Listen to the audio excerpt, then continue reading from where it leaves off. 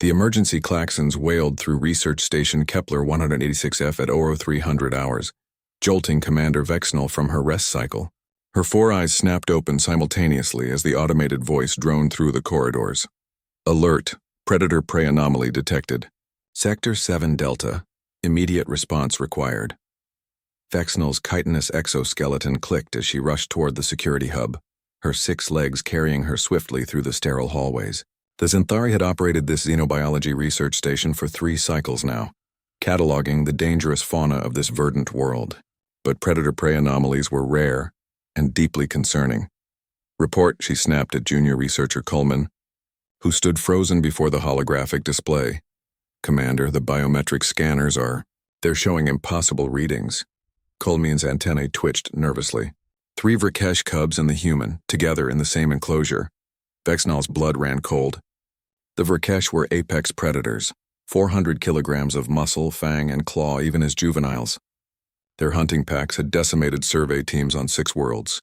The cubs at the station were being studied for potential domestication, kept in maximum security containment for good reason. The human, Vexnall's voice dropped to a whisper. Dr. Sarah Chen? Yes, Commander. All vital signs stable, but the cub, Coleman pulled up the thermal imaging. They're sleeping. Against her. The hologram showed an image that defied every instinct evolution had burned into Vexnall's consciousness. 3 massive Vrakesh cubs, their scales reflecting the dim enclosure lights, were curled in a loose circle. And in the center, wrapped in a thin emergency blanket, was the human xenobiologist. One cub's massive head rested on Sarah's legs. Another had draped a clawed forelimb over her torso. The third pressed its back against her side. All 3 were in deep REM sleep, their breathing synchronized with the human's own gentle rhythm. This violates every protocol, Vexnall breathed. How did she get in there? Coleman pulled up the security footage. At 21:47 hours, Dr. Chen had entered the observation deck above the Vrakesh enclosure. Standard procedure, but then at 22:03 hours, she'd used her override codes to unlock the primary gate. She just walked in, Coleman said, disbelief coating every word. The cubs approached her. We were about to trigger the stun protocols, but he replayed the footage. The cubs had indeed approached, but not with the stalking gait of hunters. Their movements had been curious, almost playful. The largest one had sniffed Sarah's extended hand, then made a sound the translation matrix labeled as contentment vocalization. Within minutes, all 3 were pressing against her. Seeking contact. Play the audio, Vexnall commanded. Sarah's voice came through, soft and melodic. She was singing. The words were in an ancient Earth language. The translator identified it as English, marked with dialectical notes suggesting lullaby, traditional human child-soothing vocalization. Hush, little baby. Don't say a word, Mama's gonna buy you a mockingbird.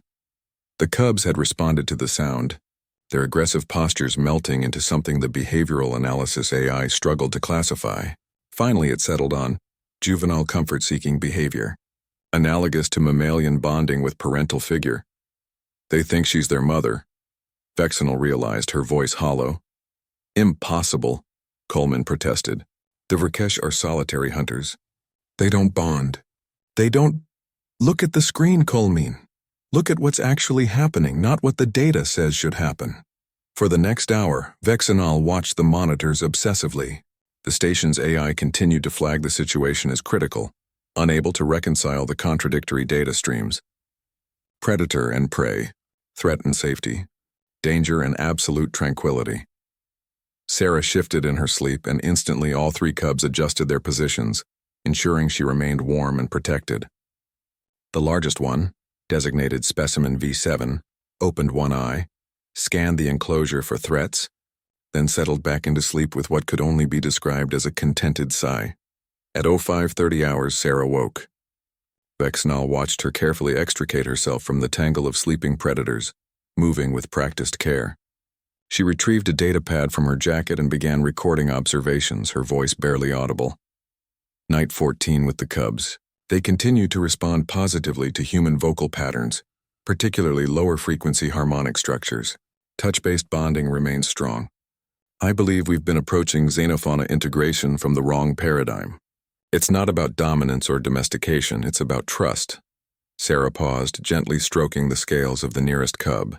It rumbled in its sleep, the sound registering on seismic sensors as a purr. The galaxy has dozens of species, Sarah continued, but only humans seem to have this compulsion to befriend everything. We brought wolves into our caves. We domesticated cats that had no business being tame. We ride horses, train birds, keep fish as pets. The Xanthari catalog this as aberrant behavior, but maybe, she smiled, maybe it's our greatest strength. The ability to see a predator and think friend. By 0600 hours, Sarah had exited the enclosure using the same calm, unhurried movements she'd entered with. The cubs watched her go, making plaintive sounds the translator marked as distress, separation from bonded individual. Vexnall met her in the corridor. The human looked exhausted but peaceful, her clothing covered in the distinctive silver fur the Vrakesh cubs shed. Dr. Chen, you violated 17 safety protocols, Vexnall said, though her tone lacked the anger she'd expected to feel. I know, Commander. Put it in my report. Sarah met her gaze steadily, but those cubs needed comfort. They were stressed, aggressive, because they were isolated. Humans don't do well in isolation either. We need connection, touch, trust. Why should Vrakesh be different? Because they're predators, Vexnall said weakly. So were our ancestors. Sarah smiled. The universe is full of predators and prey, Commander. But maybe humans are something else. Maybe we're the bridge. Behind them, through the observation window, 3 Vrakesh cubs pressed against the transparent barrier, watching the human walk away. Their eyes held an expression that would haunt Vexnall's dreams. Hope. And in that moment, the commander understood why humans had spread across the galaxy, despite their soft bodies and lack of natural weapons. They didn't conquer through strength. They conquered through something far more powerful, the ability to turn enemies into family, one impossible bond at a time. The sensors continued their alerts, unable to comprehend what they'd witnessed. But Vexnall understood now. The anomaly wasn't in the data. The anomaly was humanity itself.